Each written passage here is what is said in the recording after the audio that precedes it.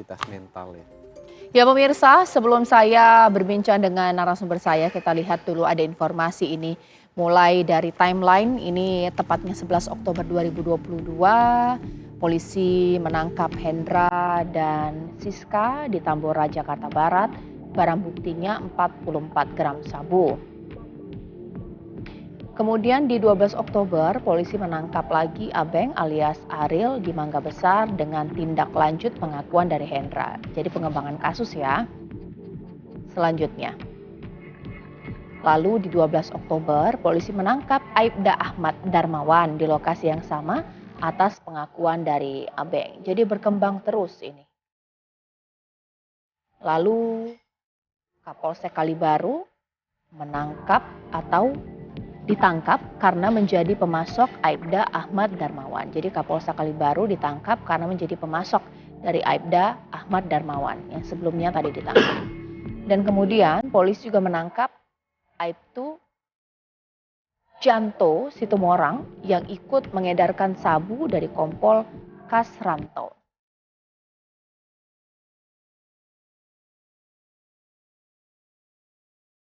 Lalu 13 Oktober polisi menangkap Linda di kediamannya di Kedoya dengan sabu 934 gram dan 1 handphone diamankan. Polisi meminta Linda menelpon Syamsul Arif dengan alasan untuk melunasi pembayaran.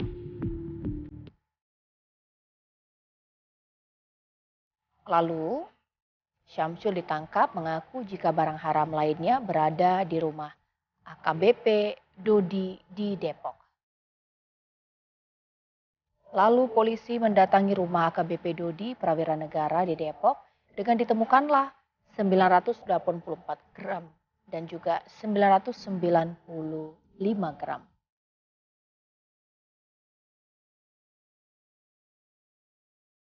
Ya lalu di 14 Oktober Teddy Minahasa ditangkap di Propam Mabes Polri atas perintah Kapolri.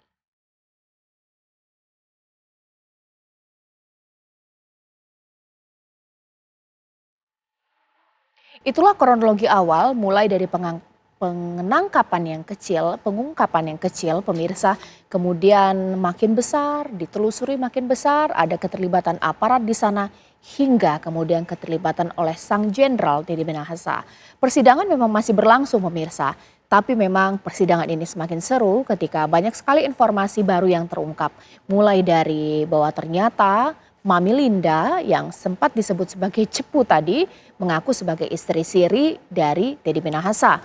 Bahkan juga dikatakan bahwa Teddy Minahasa sempat ke Taiwan untuk melihat langsung pabrik sabu dan juga informasi lainnya. Untuk hari ini sendiri agendanya adalah mendengarkan keterangan saksi ahli meringankan, yakni adalah dari Teddy Minahasa. Nanti akan dilihat sebenarnya percakapan antara Teddy Minahasa dan Dodi sebenarnya ada niatan jahat atau tidak. Itu akan saya bahas di Apa Kabar Indonesia malam hari ini pemirsa. Mas Aristo sebagai pakar hukum kita sudah bersama saya di studio TV Pan. Selamat malam Mas Aristo. Selamat malam Mbak Caca. Dan saksi ahli meringankan yang tadi ditanya-tanya selama 3 jam di persidangan, Mas Reza Indragiri. Selamat malam. Malam, koreksi. Tidak ada istilah saksi ahli meringankan. Jadinya apa? Ahli saja itu. Oke, agak sedikit tendensius ya, Memang. saksi ahli meringankan. Tapi dari Teddy Minahasa. Ya, walaupun persepsi publik menganggap meringankan. Ya, tidak meringankan. Saksi Ada ahli yang ada kok objektif pertanyaan. ya. Ada pertanyaan jaksa yang justru memojokkan Teddy Minahasa. Menarik. Tapi saya akan sapa dulu narasumber saya, Mas Reza. Ini adalah mantan Kabar Eskrim, Pak Ito Sumardi. Karena kita tahu ini publik begitu terkaget-kaget, banyak aparat yang terlibat. Tapi saya sapa dulu lah ini. Pak Ito, selamat malam. Selamat malam Mbak Caca, selamat malam Bang Reza, selamat malam Mas Aristo. Ya, Selamat malam Pak Ito. Ditahan dulu ya Pak Ito, karena tadi sudah ada intermezzo sedikit disclaimer dari Mas Reza. Seakan-akan bentar, saya datang memberikan keterangan saksi ahli bukan untuk membebaskan Pak Teddy Minahasa. Tapi anggapan publik seperti itu. Bolehlah langsung Mas Reza menjelaskan. Di persidangan butuh Dalam- 1,5 jam sampai saya merasakan ketegangan. Di Aki Malam 2 menit sudah tegangnya luar biasa. Mas Reza, oke lah, kita tidak mau tendensius atau mungkin ada justifikasi. Tapi boleh diceritakan, tadi dalam persidangan itu ditanya apa saja sih? Apa yang diungkap dalam persidangan tadi? Secara umum kalau saya coba rangkum ya, ada 3 pihak yang bertanya, baik itu penasihat hukum, jaksa penuntut umum, dan majelis hakim. 5 hal. Pertama terkait dengan dinamika psikologis ketika ada bawahan yang mengklaim bahwa dia melakukan perbuatan pidana berdasarkan perintah atasan. Itu satu. Dinamika psikologisnya seperti apa? Yang kedua terkait dengan penjebakan. Apakah penjebakannya itu ilegal ataukah legal, ditentukan oleh criminal intent pihak yang mau dijebak. Yang ketiga adalah terkait dengan bagaimana kita menakar kualitas keterangan saksi. Apakah kualitasnya baik atau tidak, terpercaya atau tidak. Yang keempat terkait dengan bagaimana kita memilah dalam kurung menyisir data. Apakah data secara keseluruhan harus disajikan ataukah kemudian harus dipilah samplingnya seperti apa. Dan yang terakhir adalah terkait dengan perubahan makna, perubahan tafsiran ketika kita bandingkan antara teks semata dengan teks yang disertai dengan emoji. Oke. Nah 5 hal itu yang tadi dicoba dieksplorasi di persidangan. Oke, kita bahas satu-satu. Ya. Soal perintah.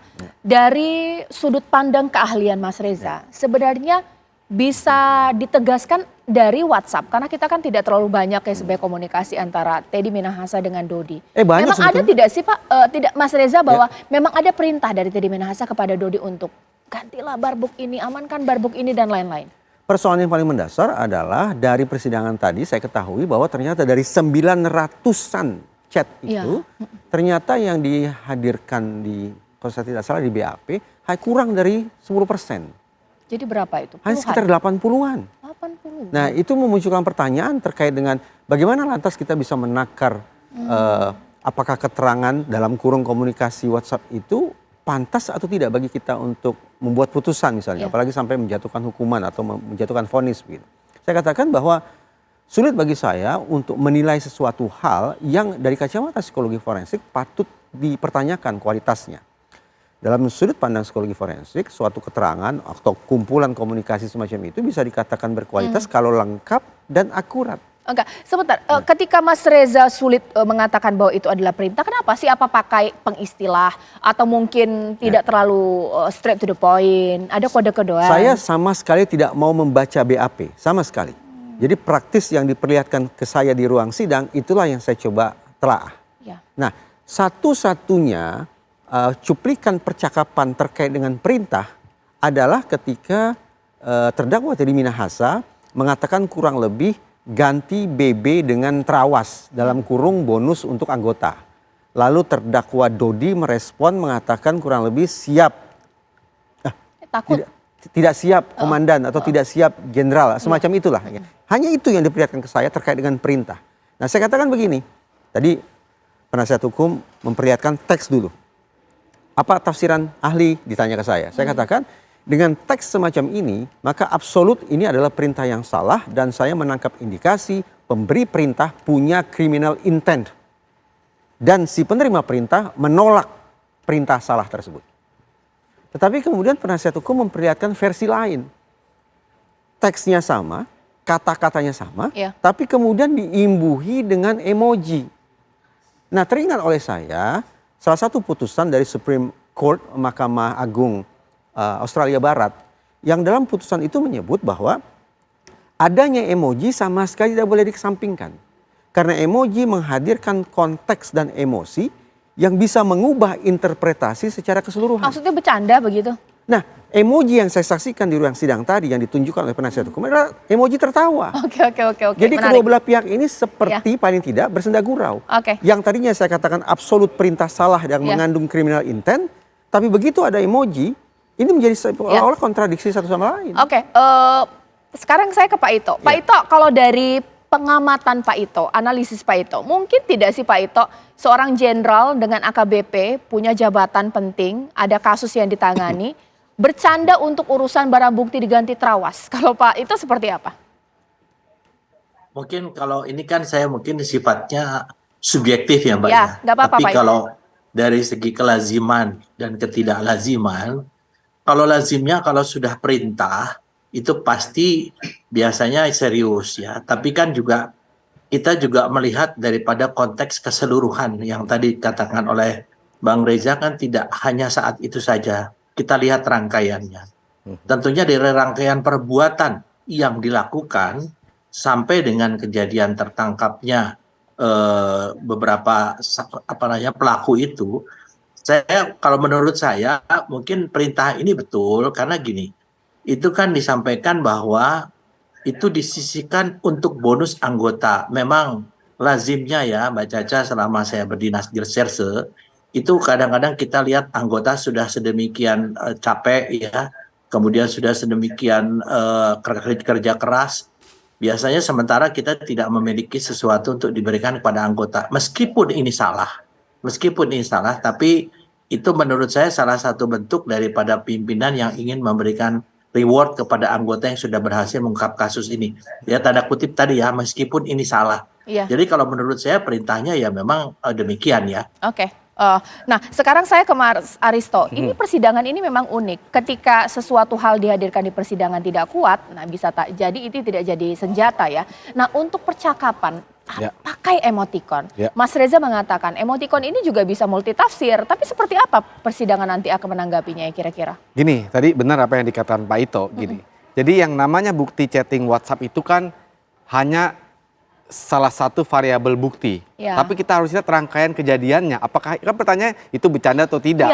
Emojinya itu ngaruh atau tidak sebenarnya. Nah kita lihat aja rangkaian kejadiannya. Apakah yang dibicarakan itu kemudian termanifestasi dalam realitanya? Kalau memang itu termanifestasi dalam realitanya, maka patut diduga bahwa itu bukan bercandaan. Karena itu terjadi bahwa itu diganti barang buktinya kemudian diganti, kemudian dijual untuk bonus anggota, itu kan memang terjadi. Nah sekarang kan di persidangan ini kan yang terjadi, ini kan lagi adu perang argumen untuk meyakinkan hakim. Di satu sisi jaksa punya cerita, di satu sisi Teddy Minahasa punya cerita. Nah sekarang cerita siapa yang paling masuk akal ya? Apakah masuk akal kalau argumennya misalnya jaksa sudah menceritakan tuh ya serangkaian kejadian sehingga sabu itu disisihkan, ada penjual, ada pembeli. Nah di sini Teddy Minahasa counter argue itu. Nah sekarang kita kembali ke chatting WhatsApp. Nah apakah manifestasi itu lebih meyakinkan ke arah yang mana sebenarnya argumennya? Sebenarnya sesederhana itu aja sih. Baik, nanti sesaat lagi kalau tadi Mas Reza sudah memberikan poin-poin, ini menarik, nanti kita akan bahas satu persatu mengenai perintah tadi kita sudah bahas, sesaat lagi mengenai penjebakan pemirsa. Bahkan juga saya akan hadirkan percakapan atau kumpulan percakapan dari ayah dari AKBP Dodi mengenai rekayasa kasus ini juga ada sesaat lagi.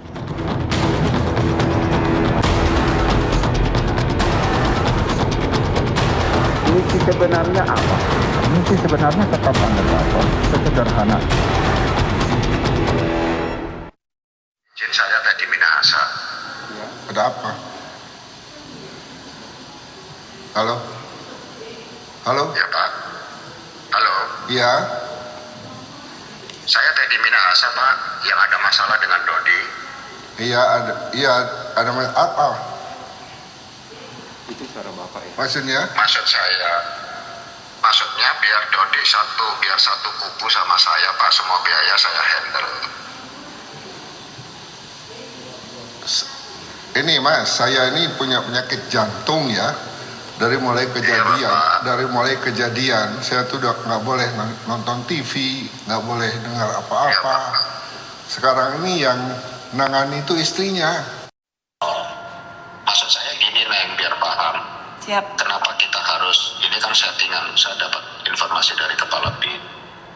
Memang ini udah diincar lama, dibuntutin, padahal tujuan kita kan nggak gitu. Siap. Tujuan saya itu supaya Dodi bisa nangkap si Anita, lalu bisa saya usulkan ke Bukit Tinggi lagi, kan gitu. Iya, siap Pak. Nah nanti rencananya kita buang badannya ke Arif aja semua, biar Dodi juga aman. Siap. Ya, saya sendiri sudah mau dipecat juga, ada apa-apa Neng. Tak apa-apa, nanti Dodi bisa saya carikan pekerjaan lah, kerja sama saya juga bisa, ya toh. Siap Pak. Iya baik, sebelum kita nanti akan bertanya mengenai penyidikan, maksudnya penjebakan, mungkin kita akan lihat tadi Anda sudah saksikan bahwa ada ajakan untuk ikut gerbong saya deh gitu, nanti akan diamankan karena saya punya biaya, bahkan juga ngurusin Dodi ya seperti itu. Mungkin saya tanya dulu deh kepada Pak Ito. Pak Ito, Kalau dari apa yang tadi disampaikan oleh saksi dari ayah Dodi, ini Pak Ito bisa memberikan kesimpulan apa Pak? Apakah semakin jelas lagi bahwa ya memang Teddy Minahasa lah di sini pelaku atau aktor utamanya? Karena kan sudah jelas-jelas ikut saya, nanti saya amankan. Ya publik menganggap seperti itu atau seperti apa Pak Ito melihatnya? Iya, tentunya kalau saya melihat kan dengan hubungan TM kepada ayah daripada Dodi, itu kan dalam kaitan dengan sesama anggota Polri ya, yang satu senior, yang satu junior. Kemudian juga ini terkait dengan kasus yang menimpa putranya dari ayahnya Dodi ya. Di sini kalau saya pribadi melihat bahwa mungkin ada sesuatu yang disampaikan pesan dari TM ya kepada ayahnya Dodi agar untuk masalah ini bisa selesai, barangkali ada sesuatu yang ingin dibuat satu ya mungkin kalau dikatakan satu cerita ya atau skenario ya. Tapi tentunya apa kita juga mesti melihat masalah ini tentunya secara keseluruhan ya. Karena saya juga melihat bahwa bagaimanapun juga ayahnya Dodi ini kan saat ini juga selain beliau adalah purnawirawan juga perwira tinggi dan Ya, saya juga sangat mengenal baik dengan beliau karena bekas pimpinan baik. saya. Tentunya di sini kan juga kita masyarakat juga akan bisa menilai apakah ini memang ada satu ajakan ya untuk membuat masalah ini selesai ya tanda kutip dengan tidak melalui satu prosedur ataukah memang ini ada sesuatu yang memang diciptakan satu dikreasikan menjadi satu Baik. peristiwa yang sebetulnya bukan begitu ceritanya ya. Saya Oke. kira itu Mbak Caca Ya, kalau menurut saya ya. ya saya ke Mas Reza. Mas Reza, ini juga ada kaitannya dengan klaim sepihak dari Teddy Minahasa bahwa dia sebenarnya mau menjebak itu Mami Linda gitu. Tiba-tiba kemudian Dodi terkena dalam rentetan kasus ini. Tapi di lain sisi ada keterangan dari ayah bahwa justru malah ingin merekayasa kasus. Ini kan jadi sesuatu dua yang berlawanan, seperti apa Mas Reza? Penasihat hukum yang bertanya kurang lebih bagaimana pandangan ahli, artinya pandangan saya terkait dengan penjebakan oleh personil penegakan hukum. Saya katakan begini, sepanjang yang saya ketahui ada dua jenis penjebakan. Memang kata penjebakan itu menurut saya kosakatanya terlalu simplistis. Mencakup semua hal, tidak sungguh-sungguh merepresentasikan kompleksitas penjebakan itu sendiri. Jadi ada dua jenis penjebakan, Mbak Caca. Yang pertama ini disebut istilah Inggrisnya adalah disposition inductive type. Yang kedua adalah chance providing type. Saya elaborasi ya. Apa perbedaan antara satu dan dua? Untuk penjebakan tipe 1, pada orang yang akan dijebak, dalam alam berpikirnya tidak ada criminal intent. Tidak ada niatan jahat dari orang yang mau dijebak itu. Sementara pada tipe yang kedua, pada orang yang akan dijebak, pada dasarnya sudah ada niat jahatnya. Pada dasarnya sudah ada riwayat kejahatannya. Ya.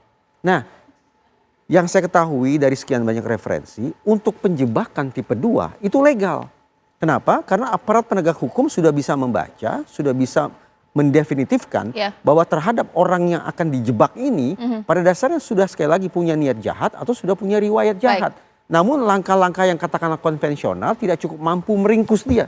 Akhirnya digunakanlah Baik. cara penjebakan. Oke, Pak Ito, kalau kesimpulan sementara subjektif dari Pak Ito, ini pribadi Pak Ito sendiri deh. Pak Ito percaya tidak sih bahwa Teddy Minahasa ini tidak bersalah, tapi dia mau menjebak Mami Linda, seperti apa?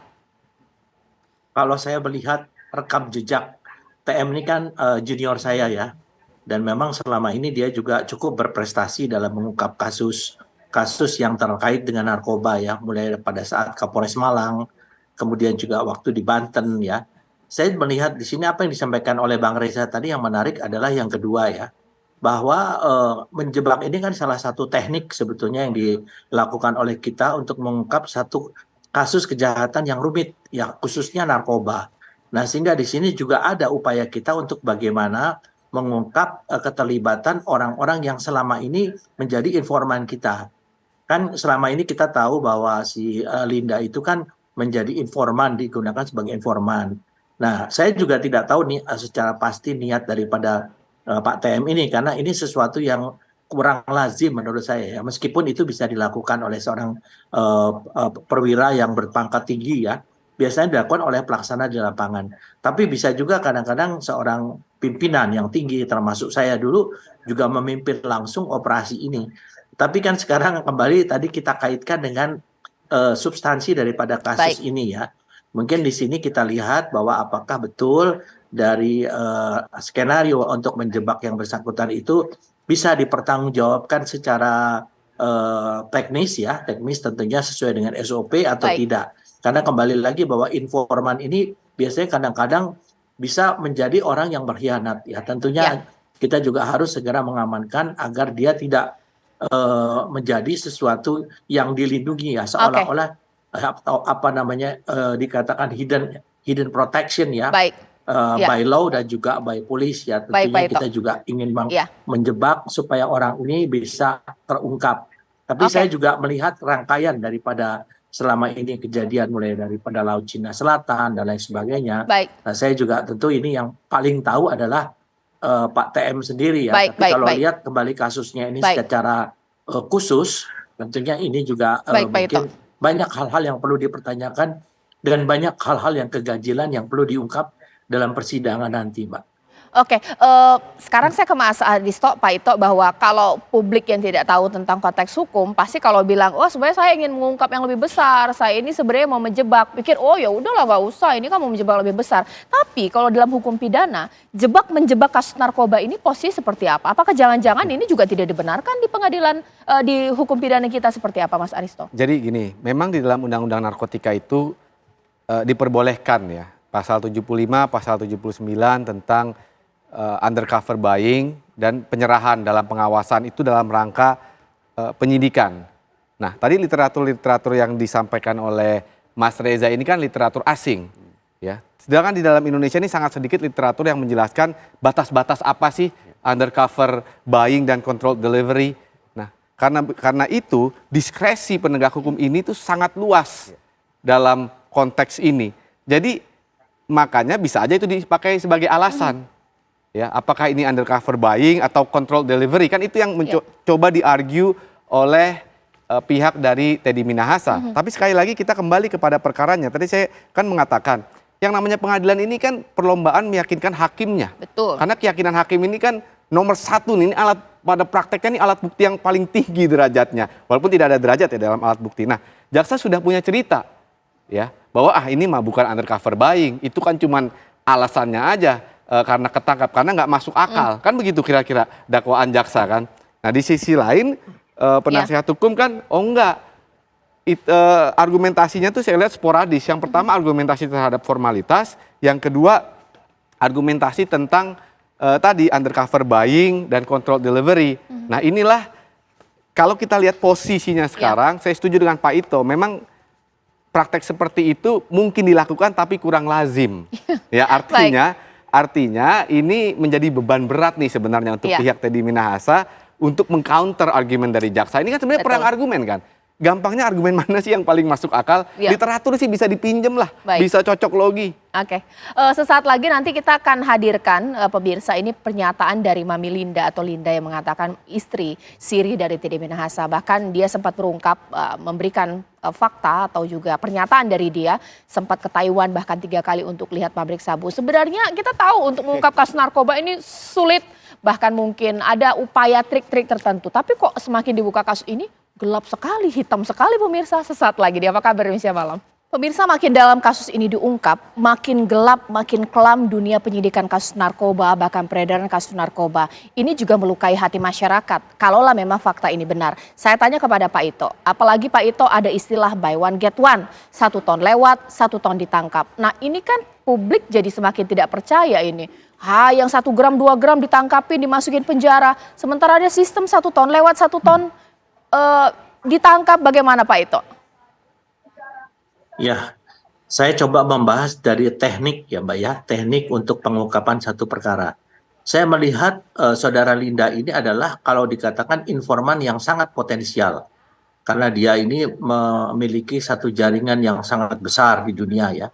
Memang masalah narkotika kan saat ini kita sadari menjadi masalah yang sangat serius di negara kita. Kalau saya lihat apa yang disampaikan oleh Linda tersebut termasuk bagaimana yang dilakukan selama tanda kutip ya kegiatan undercover yang dilakukan oleh saudara TM. Ini saya mengingat untuk mungkin kasus film Serpico, di mana seorang anggota polisi itu menyaru sampai betul-betul akhirnya yang bersangkutan terpengaruh ya. dan risikonya memang sangat besar. Kalau dikatakan tadi yang buy one get one itu, saya kira itu adalah satu peredaran narkotik atau barang yang sangat besar yang kemudian gagal dan kemudian pada akhirnya kan diperoleh yang sekian kilo ya. Kemudian kalau saya melihat setelah pelaksanaan operasi itu yang berhasil sukses ya, karena 50 kilo itu kan dalam jumlah yang sangat besar. Kemudian terjadi satu perbuatan yang saya tidak tahu secara pasti apa alasannya untuk menyisihkan. Kalau menyisihkan untuk kepentingan alat bukti itu memang seharusnya demikian menurut aturan perundang-undangan. Tapi kalau untuk menyisihkan untuk kepentingan lain, apalagi sampai dijual, menurut saya itu sudah menyalahi aturan. Dan meskipun juga kemudian ada perintah untuk memusnahkan. Karena yang berhak memerintahkan memusnahkan adalah hakim setelah barang itu masuk ke dalam proses peradilan. Jadi hakim yang memerintahkan untuk memusnahkan. Jadi disinilah letak permasalahan yang perlu diungkap nanti dalam persidangan. Tetapi di sini tadi kalau masalah operasionalnya, saya kira sudah berhasil kan mendapatkan hasil yang sebesar 50 kg itu. Mas Reza, semua keterangan dari tersangka lain menyudutkan sosok dari Teddy Minahasa. Tapi keterangan saksi ahli dari Mas Reza di persidangan justru mengatakan bahwa Teddy Minahasa lah SDM terbaik Polri. Ini seperti apa keterangannya? Oh, ini pelintiran lagi nih. Nah, gimana? Jadi di Coba, awal persidangan, secara umum bagimanalah pandangan ahli ini terhadap terdakwa? Sesederhana itu pertanyaan majelis hakim. Lalu saya katakan, memahami bahwa terdakwa ini memiliki pangkat yang tinggi dan pernah menduduki jabatan yang strategis, maka saya paling tidak pernah memandang terdakwa ini sebagai salah satu SDM terbaik Polri. Itu. Oke, baik. Tidak ada hubungannya dengan apapun keterangan dari tersangka itu, Mas Reza melihat dari karir ya sebagai institusi di institusi objektif Polri. kan? Objektif memang. Sekarang saya ke Mas Aristo terakhir. Ini merupakan keterangan saksi ahli untuk Teddy Minahasa sudah selesai. Ke depan adalah tuntutan. Sekira ini pandangan untuk tuntutan nanti gimana? Berat, maksimal atau seperti apa, Mas Aristo? Kalau saya lihat ya, observasi ya persidangannya, memang pembelaan dari Teddy Minahasa ini lebih banyak berkutat kepada formalitas, tidak substantif kalau saya lihat. Formalitas apa maksudnya? Satu soal dakwaan, ya pasal dakwaan. Apakah bukan mestinya pasal dakwaan 140 yang penyimpanan administratif barang bukti narkotika misalnya itu. Kemudian juga kredibilitas soal chatting WhatsApp misalnya, formalitas alat bukti. Apa bisa ditafsirkan seperti itu, kemudian soal apakah ini perintah atau tidak. Ini kan semua formalitas, tidak kepada substansi. Lebih banyak, saya lihat lebih banyak ke sana. Nah tadi kan saya bilang ini beban berat untuk Teddy Minahasa. Nah tuntutannya, kalau saya lihat di sini tuntutannya ini bisa maksimum. 112, 114 maksimum itu 20 tahun seumur hidup atau mati. Nah, jadi 3 rangkaian itu. Ditambah lagi jangan lupa ada variabel tekanan publik yang kita sering bicarakan. Variabel tekanan publik ini luar biasa loh. Luar biasa besar. Ya? Sudah terbukti. Jadi cenderung bisa menuju ke arah maksimum menurut saya. Mas 20 Aristo, seumur hidup atau mati. Kita tunggu nanti bagaimana tuntutannya. Mas Aristo terima kasih, Mas Reza terima kasih. Akhirnya sudah jelas ya posisi Mas Reza. Bahkan juga Pak Ito terima kasih. Sesaat lagi sejumlah informasi lainnya akan saya hadirkan untuk Anda. Usai jeda berikut di Apa Kabar Indonesia Malam.